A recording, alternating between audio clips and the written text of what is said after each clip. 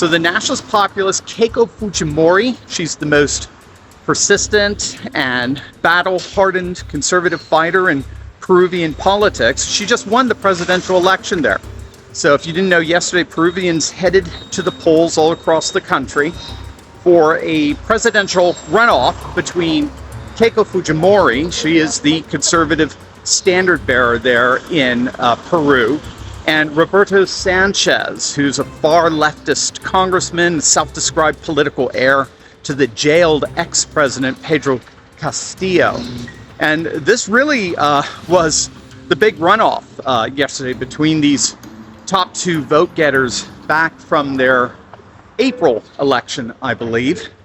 And even then, we were seeing a very significant turn to the right for Peru. Keiko won more votes in that first round than anyone else in that crowded field.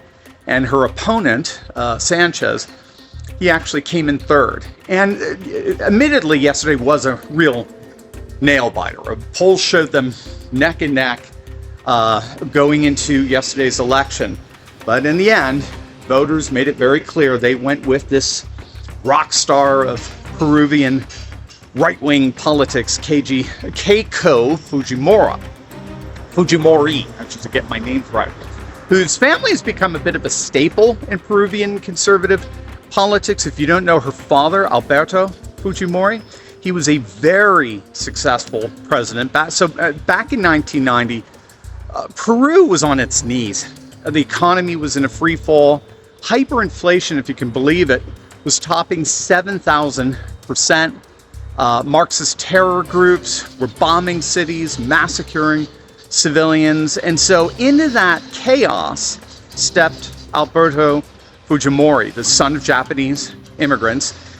And at the time, he was a complete political outsider. Again, very much like Trump. He was an agricultural engineer, would never held office a day in his life. And he won. He won overwhelmingly, and he in turn stabilized the economy. He crushed the Marxist insurgency. And for millions of Peruvians, that name, Fujimori, it's salvific. They see him as the man who saved their country. Now, of late, over the last several years, Peru, unfortunately, has gone back, descending into left-wing madness. And they've been trying to stop Keiko Fujimori from picking up her father's political mantle. Yes, of course, she was jailed.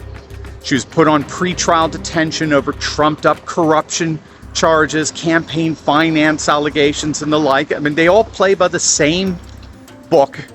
The left-wing establishment has done everything they possibly could to thwart her political ascendancy. And as you can see, just like what they did with Trump back in the States, it was all ultimately for naught. The Peruvian people have risen up. They want nationalist populism. They want to make Peru great again.